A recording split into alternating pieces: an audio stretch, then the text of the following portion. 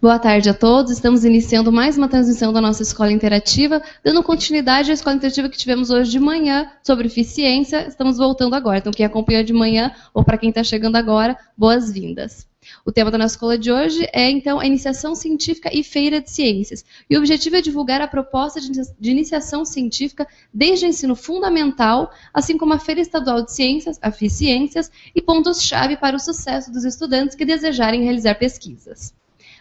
O público esperado para esse evento são os professores desde o 8º ano do fundamental até o final do ensino médio. E compondo a mesa aqui nós temos o Fabiano Nogueira, que é coordenador do Centro de Ciências do Parque Tecnológico Itaipu, em Foz do Iguaçu, e coordenador da Feira de Inovação das Ciências e Engenharias, FICiências, que envolve estudantes do estado do Paraná e de 2 países vizinhos, a Argentina e no Paraguai. A Débora Santana, também que está aqui compondo a mesa, possui graduação em Farmácia e Pedagogia, mestrado e doutorado em Ciências Biológicas, em Biologia Celular, pela Universidade Estadual de Maringá.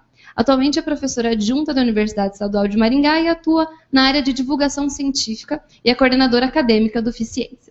Eu sou Caroline Pereira, juntamente com o meu colega Marcos Zanon, da equipe de coordenação à distância e web, de educação à distância e web, perdão.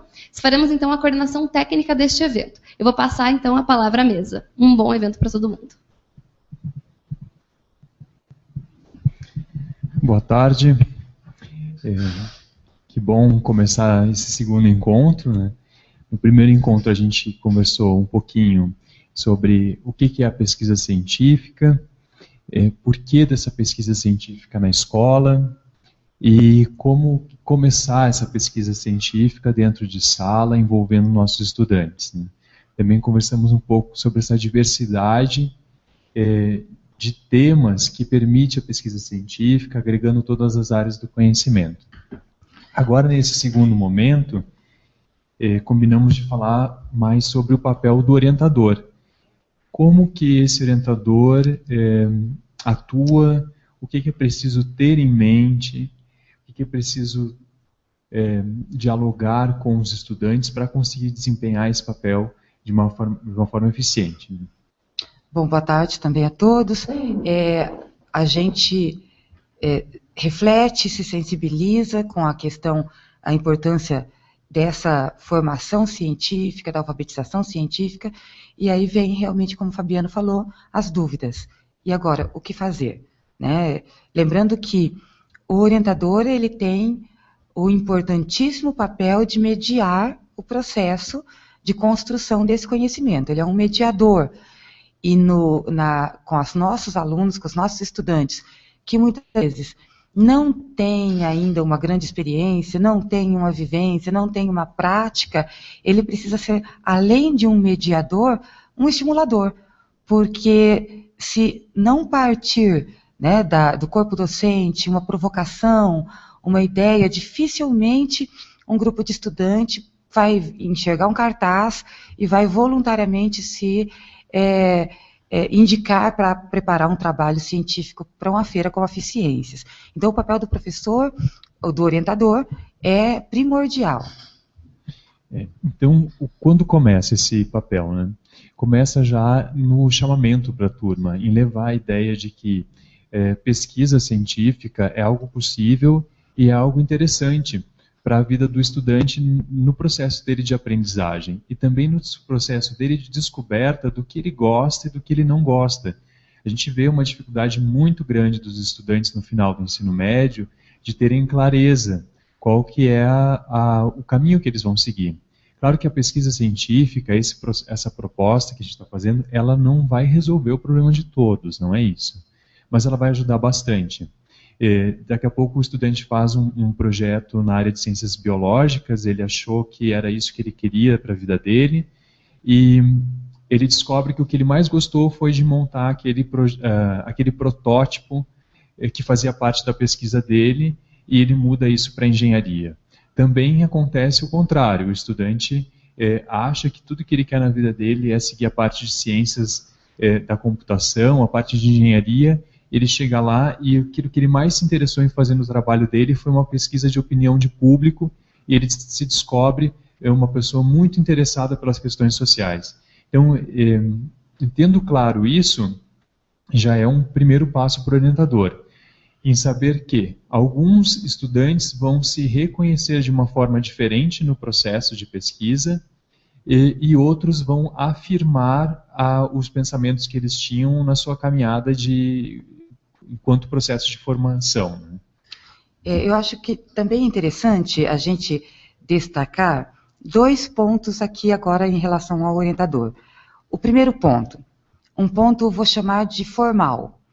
Né? Nós estamos utilizando agora como promotor dessa reflexão um evento, a Ficiências. Então, para este evento, para esta feira, para a Ficiências, nós temos uma abertura de possibilidades de formação de grupos. Então, os grupos de estudantes que participarão não precisam necessariamente ser da mesma sala, não precisam ser nem do mesmo colégio, nem da mesma rede, basta que eles atendam os requisitos de estar matriculados nas séries contempladas pela feira. Da mesma forma, o professor pode ou não ser professor diretamente dessa turma. Por que eu estou dizendo isso? Na prática da escola, talvez isso seja mais ou menos difícil dependendo da tua realidade aí, né, em cada escola. Alguns é mais fácil, às vezes, trabalhar com grupos de uma própria turma, de uma própria sala. Outros que estão envolvidos em projetos de tempo integral, de contraturno, projetos de orientação e supervisão de parcerias com as universidades, como o PIBID, como outras iniciações científicas que a universidade promove, poderão também trabalhar com grupos que não compõem uma mesma sala de aula. Então, é interessante que isso é uma coisa meio burocrática, mas que você saiba que isso está aberto, para que ele também aprenda que um grupo de pesquisa, ele tem algumas afinidades, algumas peculiaridades, algumas diferenças em habilidades. O aluno, quando trabalha com um grupo, ele está fortalecendo a sua ideia de parceria, de socialização, de hierarquia, de respeito, e isso, né, pode ser feito tanto com estudantes da mesma idade ou com estudantes de idades diferentes. Esse aspecto ele é muito importante, porque daqui a pouco tem um grupo que um irmão é mais velho, está num outro ano, e o outro irmão mais novo, e eles compõem uma dupla de pesquisa, junto com mais um amigo que é colega de alguns deles da sala. Temos também um pai de um estudante que conhece muito bem a metodologia científica, tem uma relação com o ensino e que pode auxiliar nesse processo de investigação. Então, quando se fala de pesquisa, é muito importante realmente o orientador ter claro que é um grupo. É um grupo que formalmente ele possui esses 3 estudantes que fazem parte, o máximo de 3 estudantes no caso da Feira de Ciências, mas grupos de pesquisa podem ser muito maiores. E também tem, junto com ele, a figura do co-orientador, que é uma figura opcional, porém é de grande auxílio.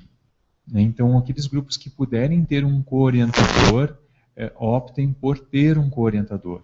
Pode ser um professor de uma outra disciplina, pode ser o pai de alguém, pode ser um estudante do ensino superior que desenvolve projetos no ensino médio, no ensino fundamental. Então, assim, é bastante livre. A gente se preocupou em deixar isso aberto, porque a gente sabe que a ajuda e o interesse por um tema de pesquisa, ele acontece por múltiplos interesses de múltiplas pessoas. Então, é difícil dizer, não, o orientador é só esse aqui, o orientador é só aquele ali. O que nós desejamos? Que os professores, pelo papel que exercem na formação dos estudantes, a referência que eles são para os estudantes, eles também possam se colocar nessa figura de orientador ou de co-orientador. Então, esse é um passo importante pelo que o professor representa dentro de uma sala de aula, né? Eu acho que o papel, a nossa experiência tem mostrado que o professor é quem efetivamente está geralmente na orientação, mas que outras possibilidades também são importantes.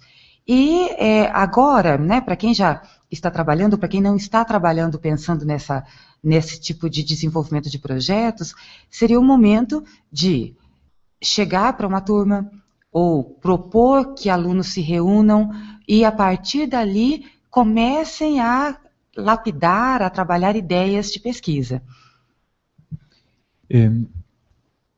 As pessoas que participam, elas também vêm de fora. Então é importante pensar o seguinte: vocês têm aquele núcleo fixo ali, que vão estar trabalhando diretamente com o grupo, né, orientador, co-orientador e os pesquisadores, mas também tem as pessoas que se conectam e auxiliam. Então daqui a pouco tem uma questão do conhecimento específico, que ele precisa de uma contribuição. Vou dar um exemplo, assim, numa questão de programação. E aí tem um profissional lá do laboratório, ou tem um vizinho de alguém que sabe um pouco, que auxilia. E, no final, esses grupos, eles possuem uma quantidade de colaboradores que vai muito além do que são esses 3 personagens, 5 personagens que estão lá formalizados na pesquisa. Isso demonstra uma outra riqueza, que é o envolvimento da sociedade dentro desse processo. É muito positivo ter esses grupos de auxílio, né? E aí a gente começa a pôr em prática uma outra compreensão importante da ciência, que ciência não se faz sozinho, né? Em uma vida, ninguém conseguiria produzir grande conhecimento científico. Então, nós estamos embasados nos conhecimentos prévios de outros, e nós precisamos de outros olhares, de múltiplos olhares, de outras mentes, para que a gente possa produzir um conhecimento de qualidade. É possível ter um trabalho individual, apenas um estudante com um professor? É possível. Porém, a grande maioria acontece em grupos, mostrando, inclusive, essa perspectiva de trocas, essa possibilidade de associação entre estudantes e professores. E aí a gente chega naquele ponto. Então o orientador, ele já entende que tem um grupo de pessoas que vão se conectar com esse objeto de pesquisa, ele não vai trabalhar sozinho, tem um co-orientador, tem um grupo de pesquisadores que também pode buscar outros auxílios. Mas então, qual que vai ser o papel desse orientador? O que ele vai fazer auxiliando esse grupo? Qual que é, enfim, o trabalho dele, né, já que tem tanta gente participando? Aí entra as questões de organização do trabalho, né? Foi o que a Débora comentou um pouco antes. Os estudantes, eles vêm com ideias novas, eles vêm com força, com vontade de realizar coisas, mas é uma energia que a gente ainda fala que é uma energia solta, dispersa.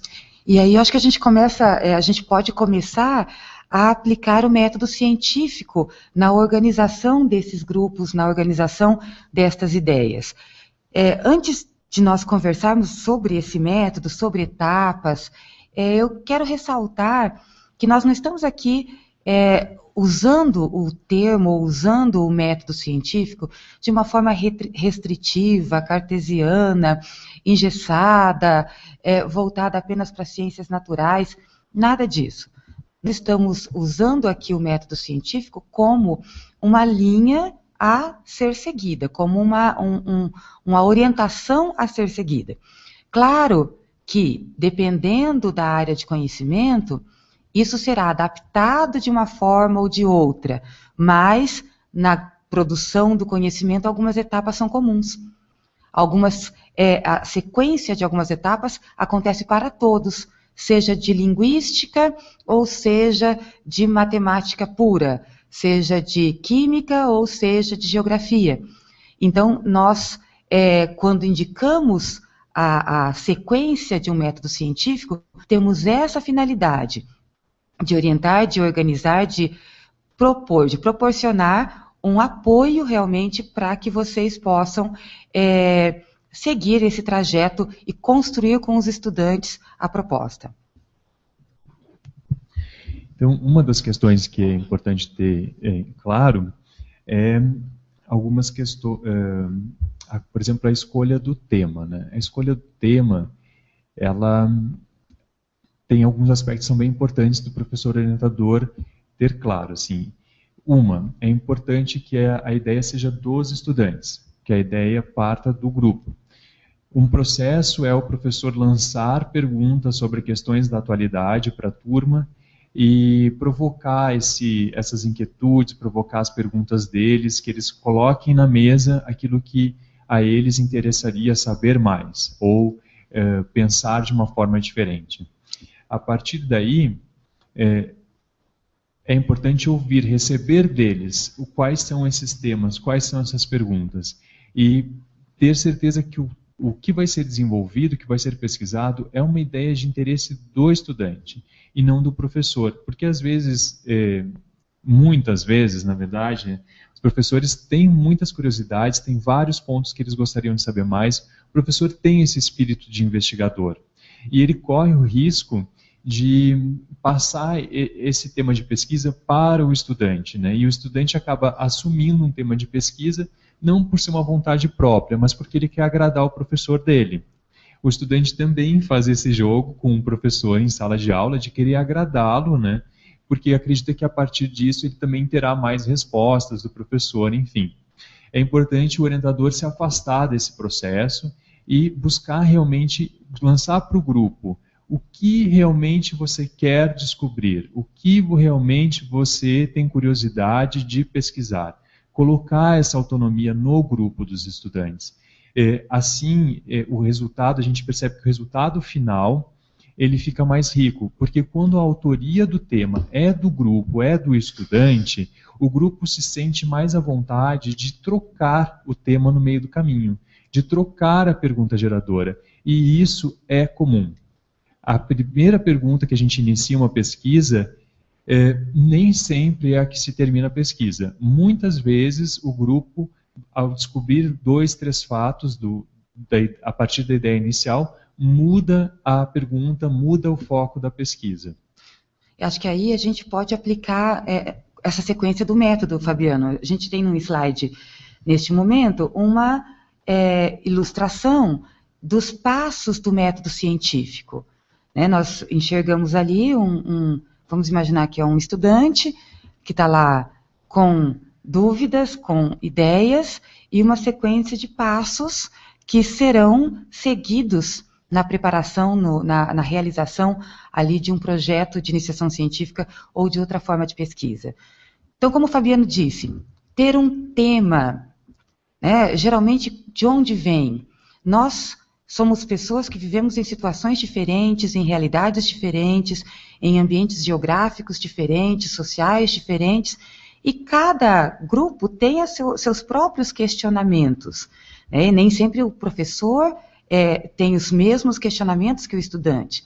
Então, uma das formas de se trabalhar o tema é como a gente vê ali na primeira plaquinha, a observação. Então, observamos o nosso entorno.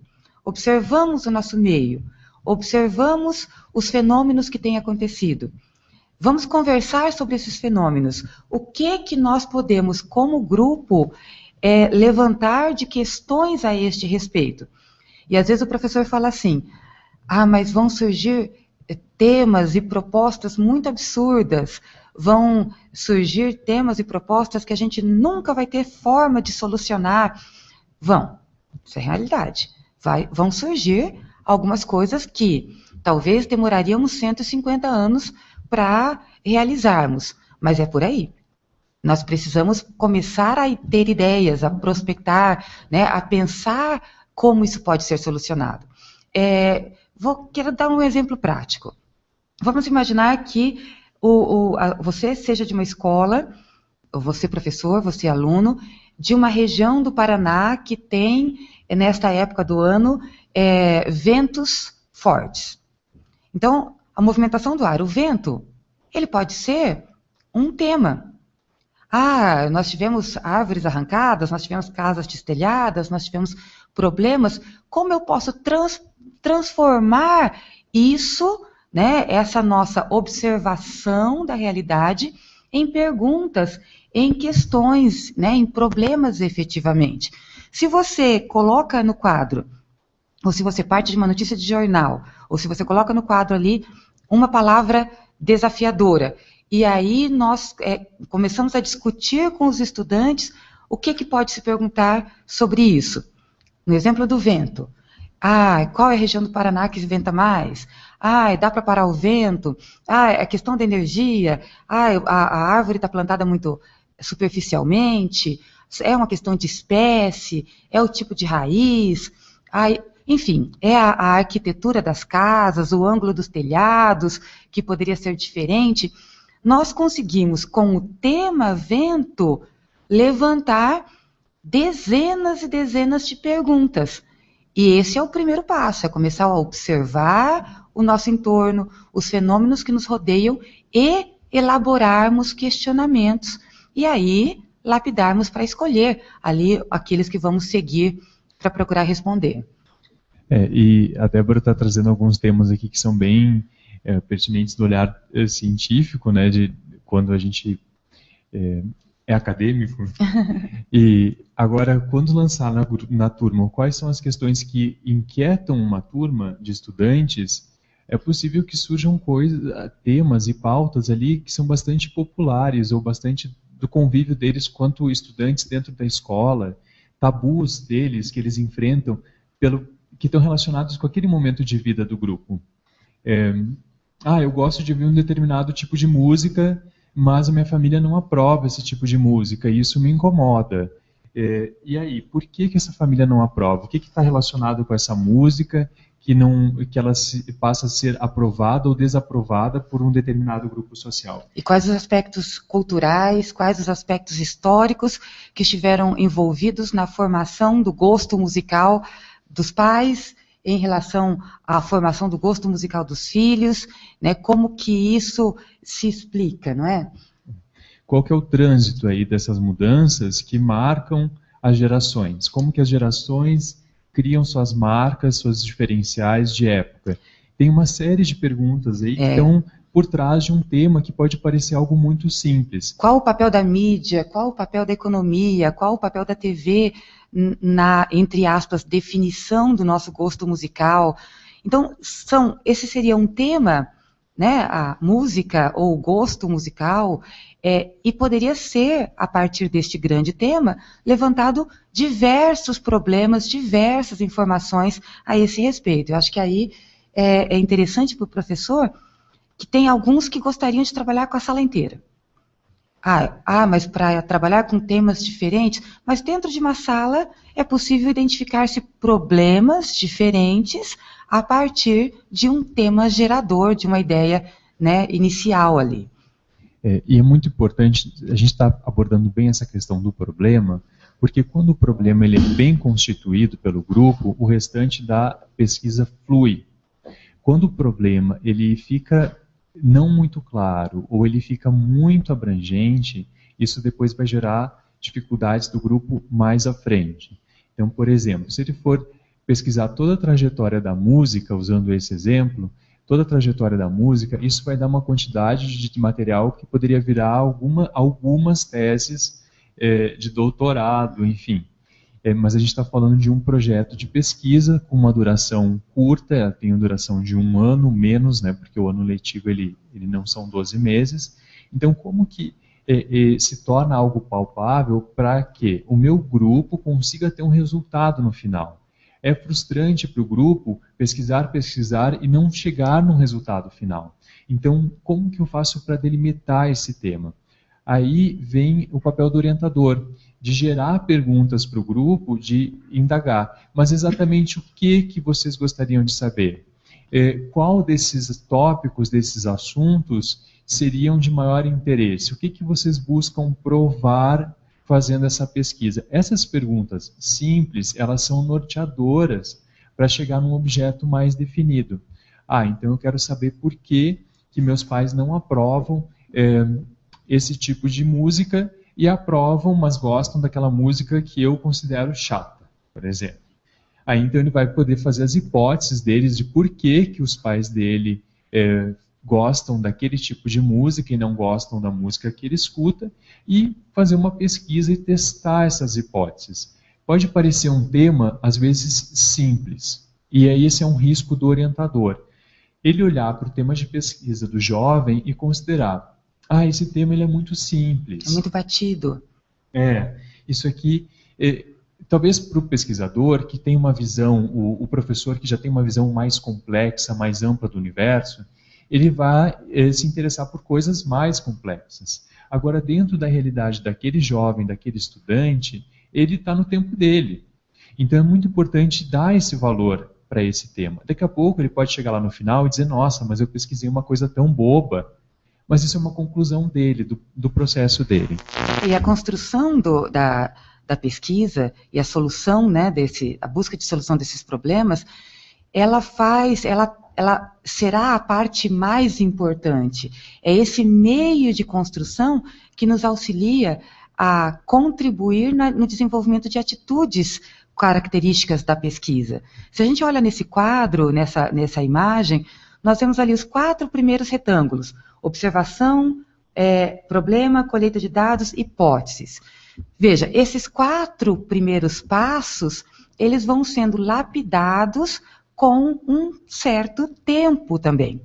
Por quê? Isso eu acho que é interessante a gente deixar como dica para o professor.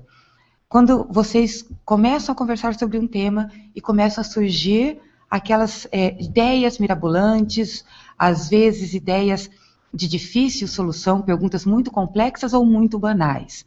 Num primeiro momento, numa primeira conversa, geralmente o melhor que a gente pode fazer é responder para os estudantes com outra pergunta, né? Ah, mas será que isso a gente já sabe?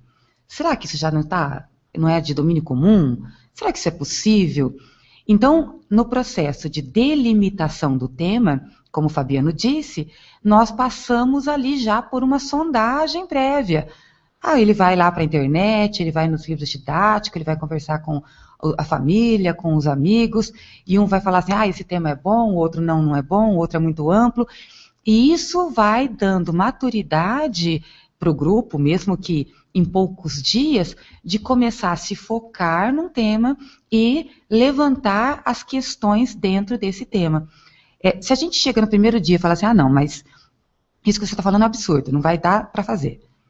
Pronto, a gente já joga um balde de água fria e a gente tira a possibilidade desse estudante ter uma pergunta que a gente não teria. Então, mesmo em coisas simples, eu falo muito isso para os meus orientados. Não existe tema que não se tenha nada e não existe tema que já se tenha tudo. O que a gente precisa é de boas perguntas sobre o tema. E aí, eu acho que vem a nossa volta às origens, que é a valorização da tendência que o ser humano tem de perguntar, de ser curioso. Se você conversar com a criança do 5º ano, do 6º ano, talvez ela faça sobre um tema, talvez ela faça para você 10, 20 questionamentos em poucos minutos.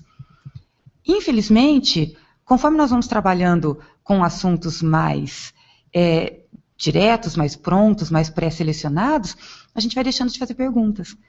Então, muitas vezes o adolescente ele vai ter que passar por um processo de tentar elaborar essas questões sobre aquele assunto, porque ele já está há algum tempo sem esse hábito, sem essa prática. Mas isso é natural do ser humano, está lá dentro. Basta a gente retomar e estimular e valorizar.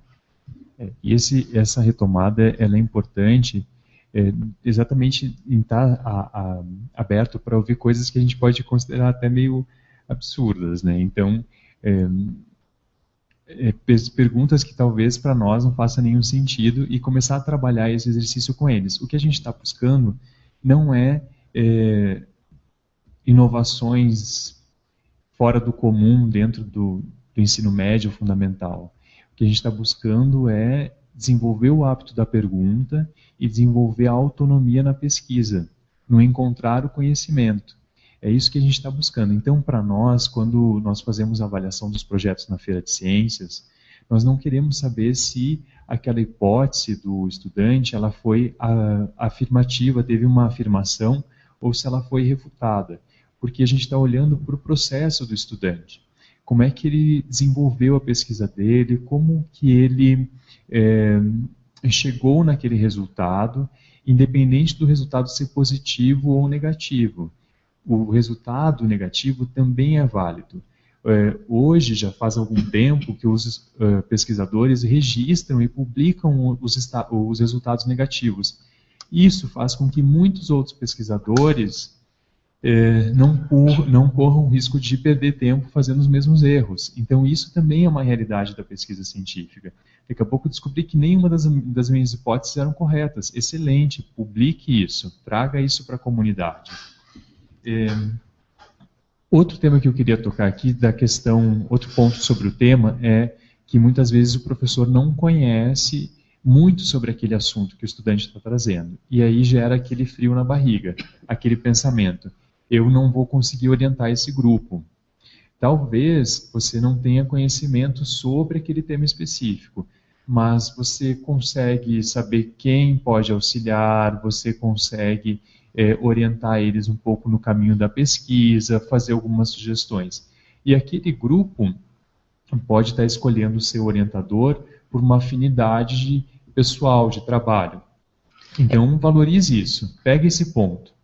Realmente, às vezes a gente encontra estudantes, grupos que falam assim: eu gostaria de trabalhar com esse tema porque eu não quero ficar só lendo, só estudando, eu quero fazer alguma coisa prática. Então, aqui a gente tem, novamente, a intervenção do professor.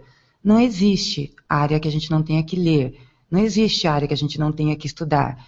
Mesmo que isso seja essa informação seja oferecida aos poucos ao estudante, na escolha do tema, na sondagem, na verificação, né?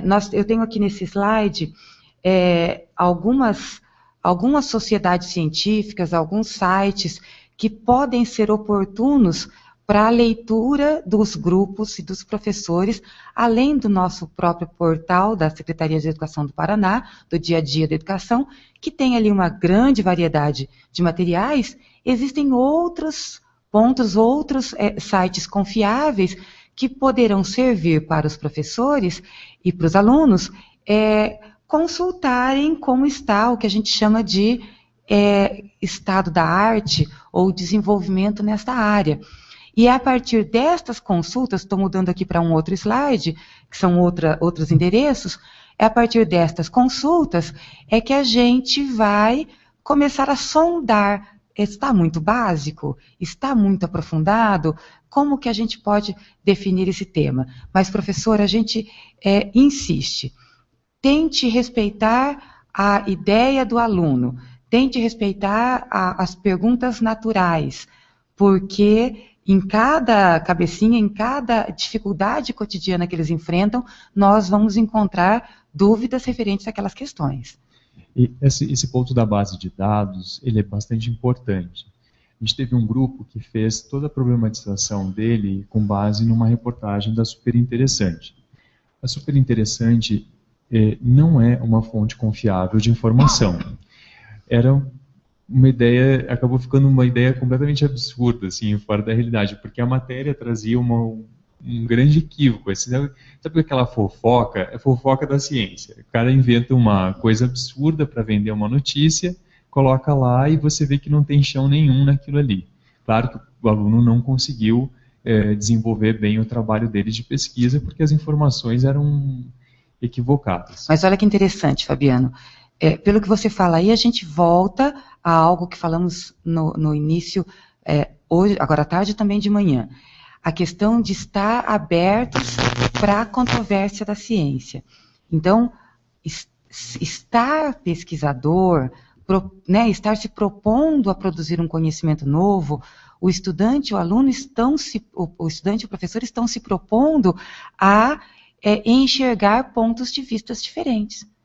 Então, quando a gente pensa, eu li esta afirmação, ou esse estudo, será que não tem outra visão, outro ponto de vista? Eu vou dar um exemplo que nós estamos vivendo em muitas regiões aqui do estado do Paraná nesses últimos anos e também neste ano, que são as migrações, né, as correntes migratórias. Nós estamos recebendo trabalhadores, cidadãos de outros países, de países que estão em guerrilha, de países que estão em problemas, tiveram problemas naturais, outros que tiveram problemas políticos, guerrilhas, e nós temos grandes fluxos migratórios para cá.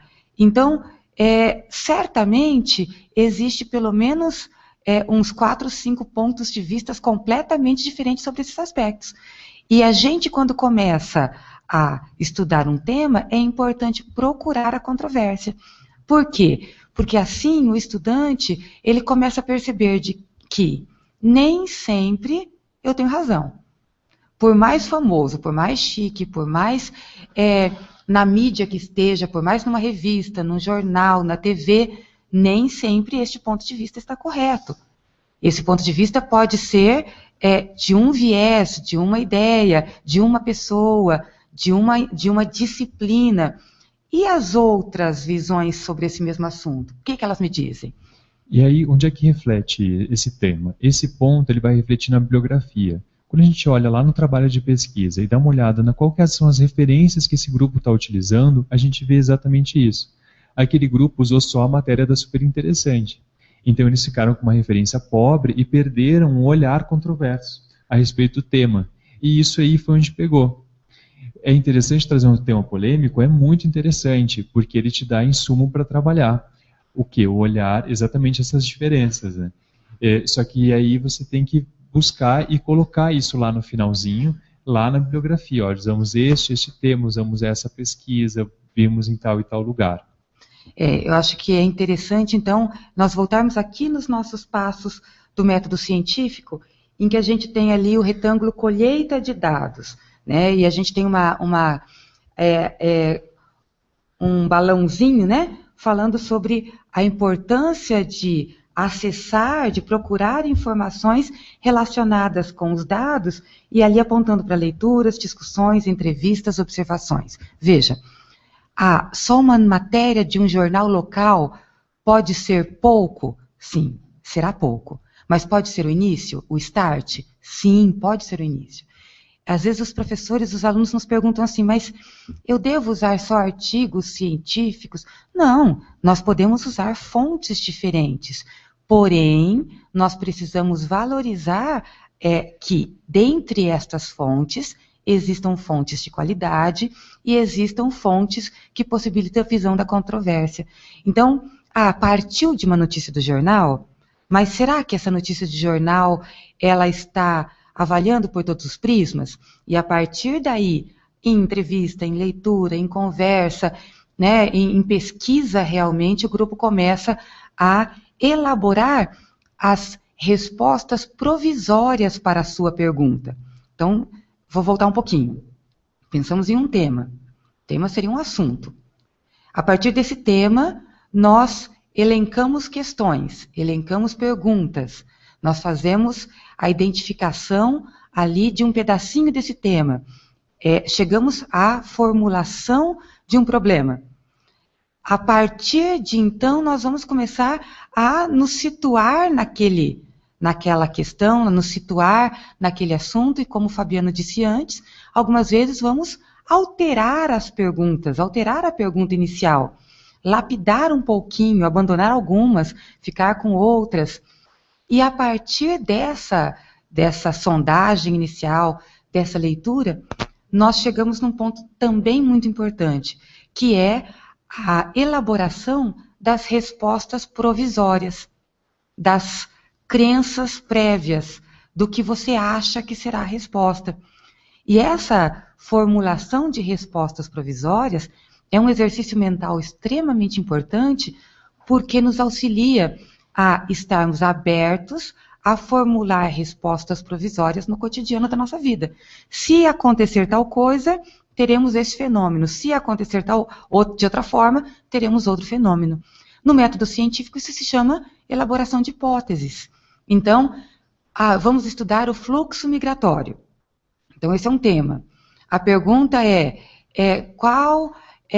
quais os fatores, né, que estão envolvendo a migração, né, dos moradores de Gana para o Brasil? Poderia ser uma questão aí no fluxo migratório. E aí, alguns poderiam elaborar hipóteses, estudam, leem e veem lá. Muitos vieram para a Copa do Mundo. Então, uma possível resposta provisória.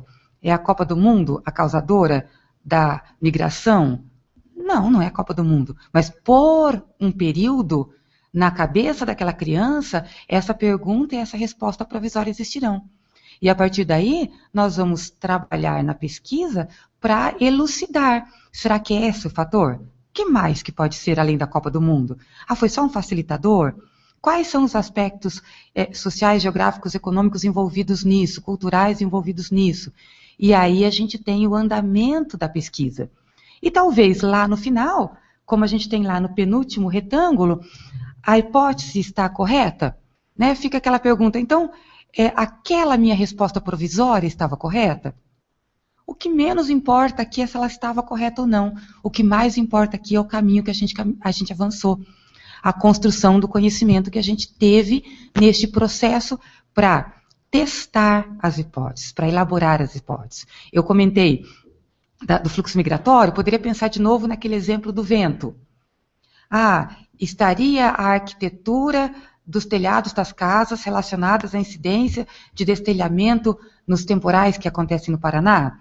Então, aí nós vamos ter um estudo de história, de arquitetura, de matemática, de plantas, de ângulos, de física, de velocidade do vento, de simulações, talvez, em protótipos, e a partir de todas essas experiências, de todos esses testes e das leituras, nós vamos responder se realmente é o ângulo do telhado que deveria ser alterado para que a gente tivesse menos destelhamentos. Então, a gente passa por essas etapas do método científico.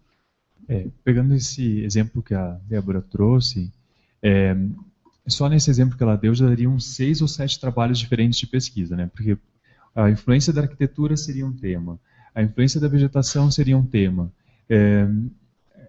a altitude do terreno. A altitude do terreno seria outro tema. Todos eles vinculados ao quê? Vinculados ao ciclo de chuvas. Esse que é o que está por trás disso. A mudança do ciclo de chuvas ao longo do tempo também seria outro tema de pesquisa.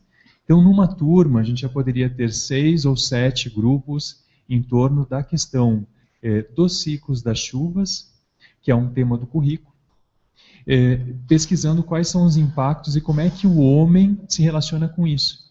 Cada grupo tem um objeto diferente de trabalho, todos eles contribuem para aquilo que a turma tem que desenvolver e pesquisar ao longo do ano, e eles podem, em algum momento, dentro da sala, fazer uma apresentação para eles mesmos.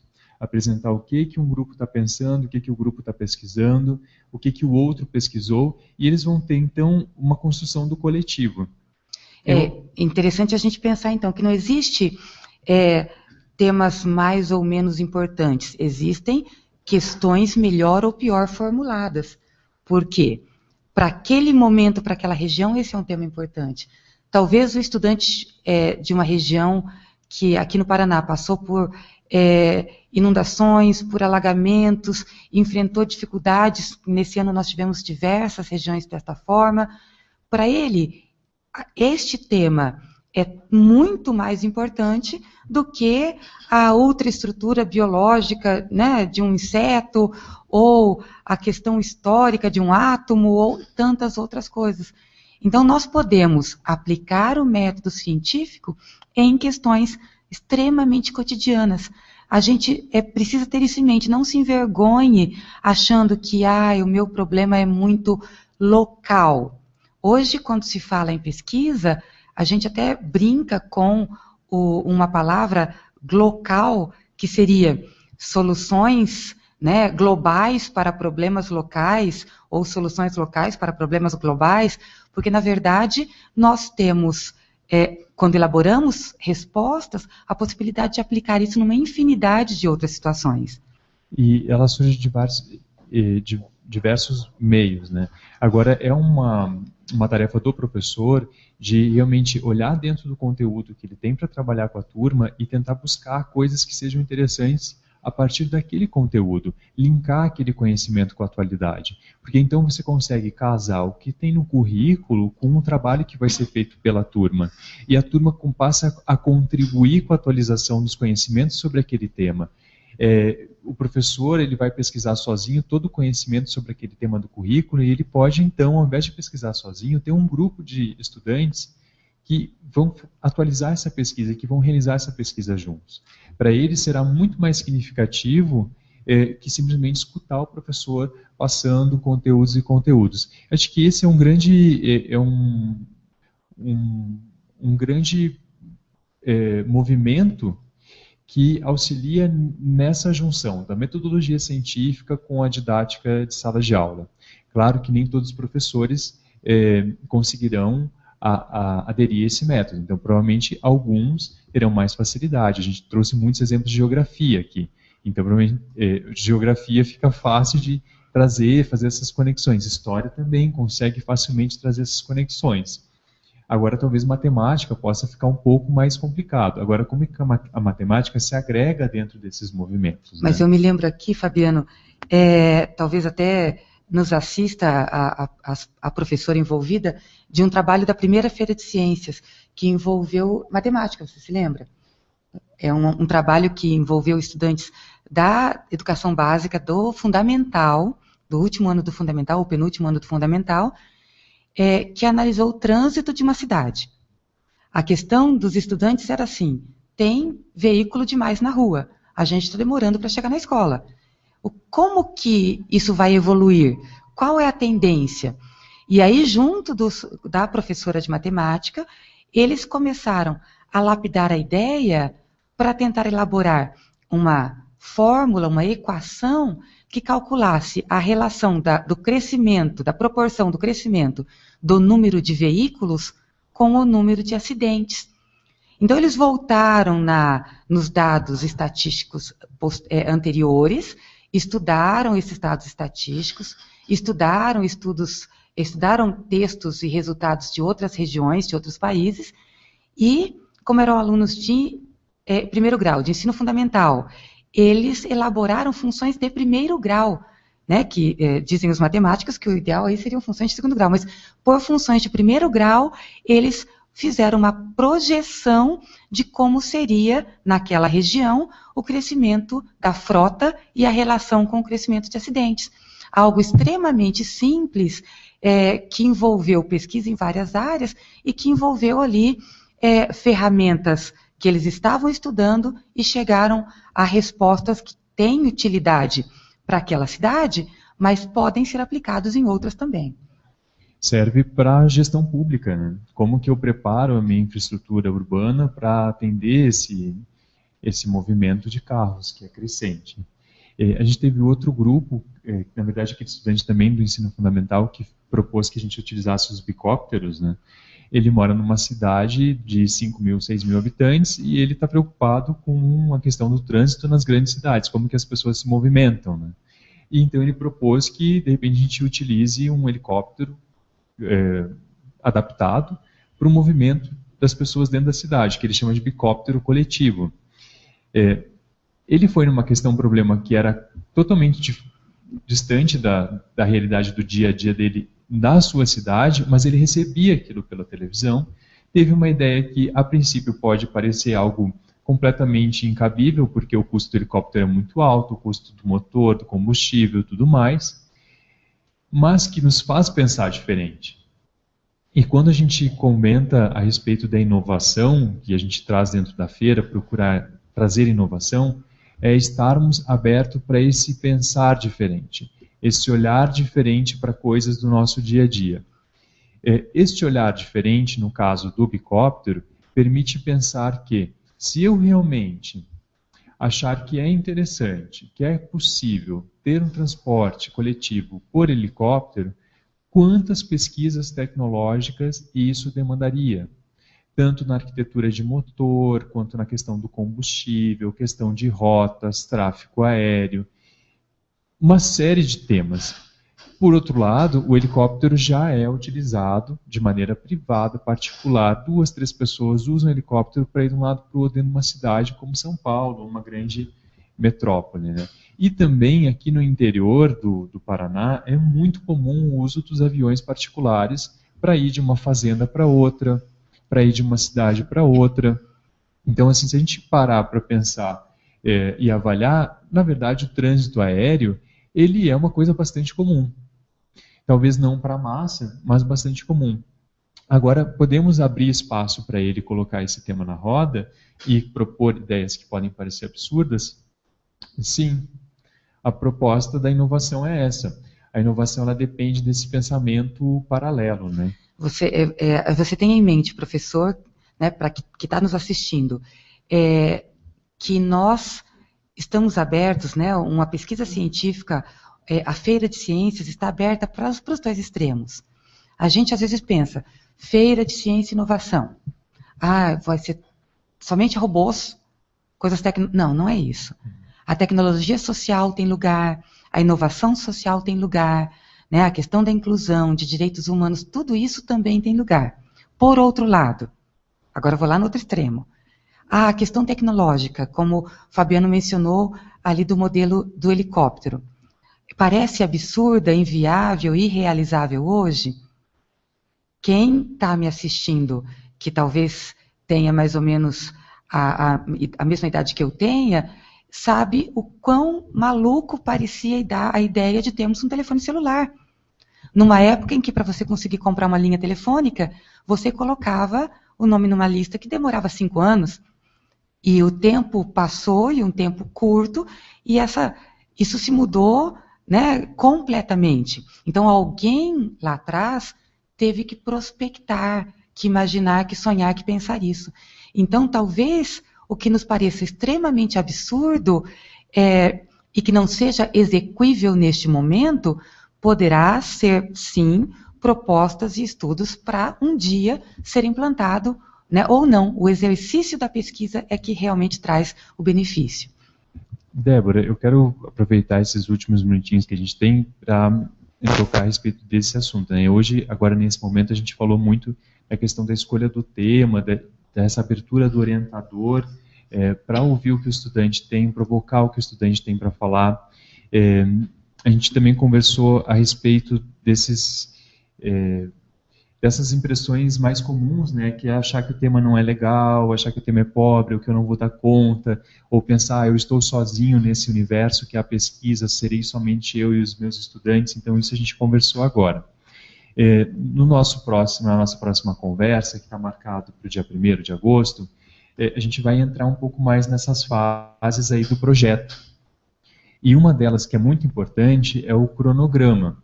A gente vai entrar um pouquinho no próximo encontro e falar mais do cronograma. O cronograma, ele é a ferramenta que é muito importante para o orientador, porque o papel do orientador é estabelecer o ritmo e estimular o grupo para que o grupo mantenha um ritmo nas suas pesquisas. Assim ele vai conseguir cumprir o tempo. O estudante, quando começa a pesquisar, ele vai entrando num universo muito vasto.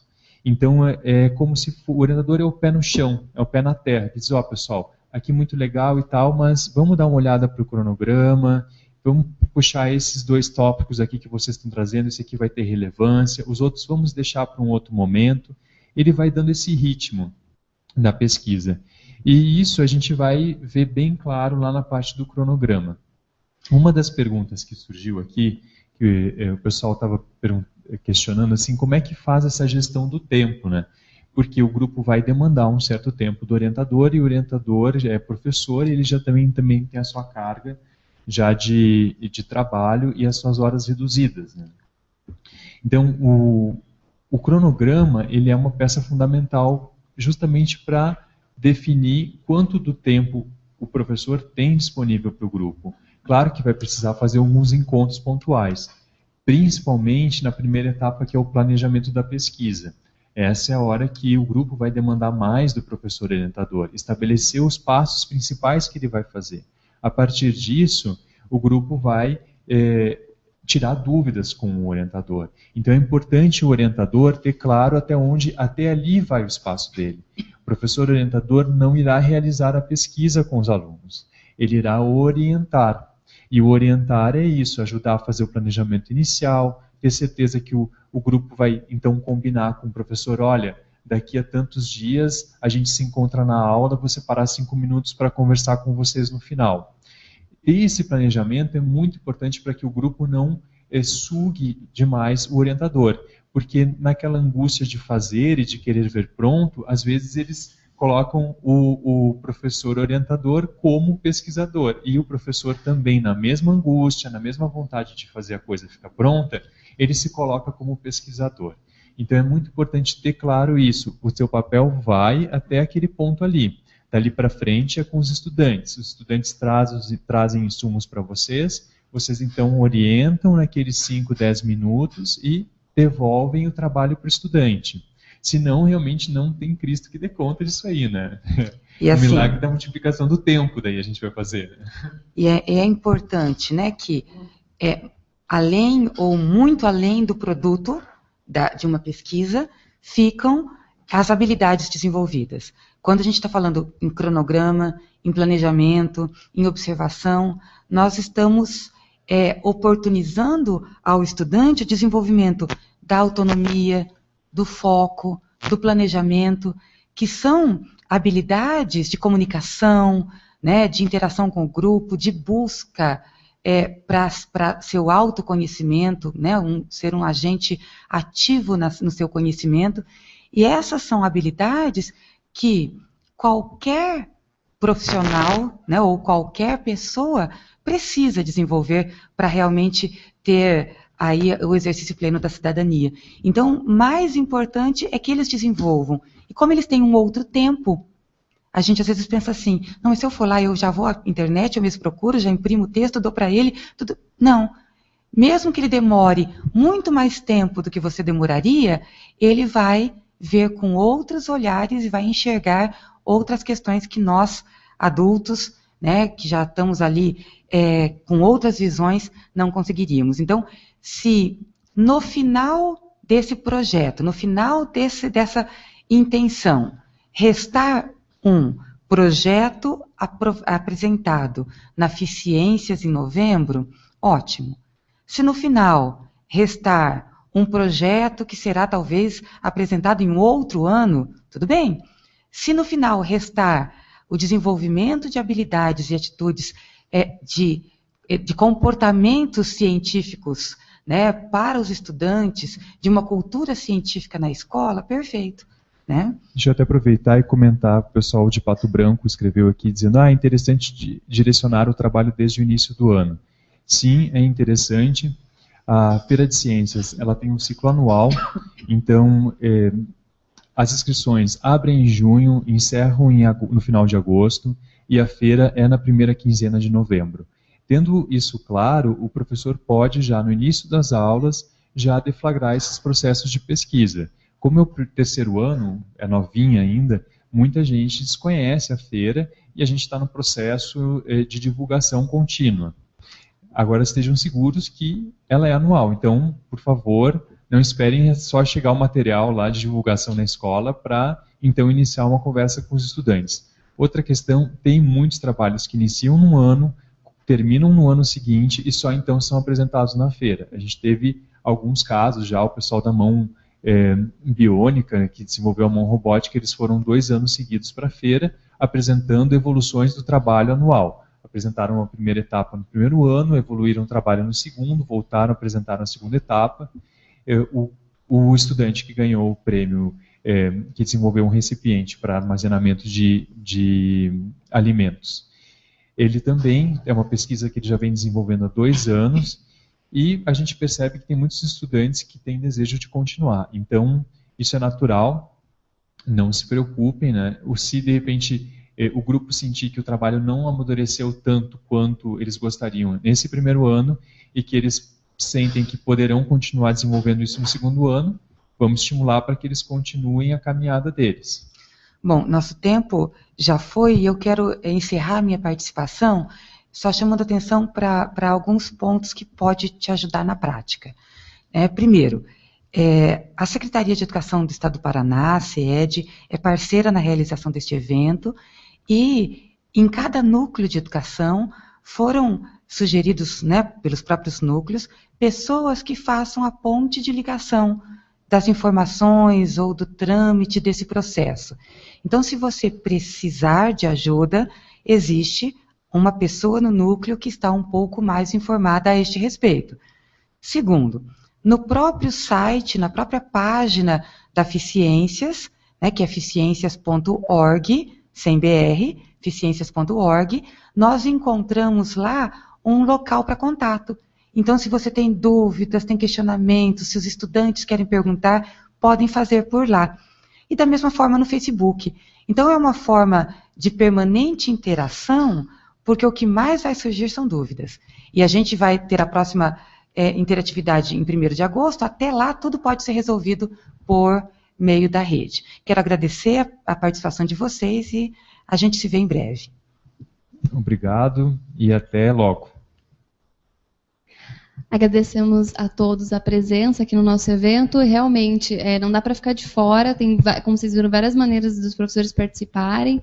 Então, continue acompanhando. Se vocês acharam interessante essas escolas e, de repente, alguém não assistiu, o link, ela é gravada, o link fica disponibilizado ali no portal Dia de Educação. Então, repassem para frente, repassem nas suas escolas, para que as pessoas, para que realmente as pessoas fiquem sabendo, para que ela seja divulgada. E como o Fabiano falou, no dia 1º de agosto a gente volta aqui com mais uma transmissão. Agradeço a todos pela presença e até mais.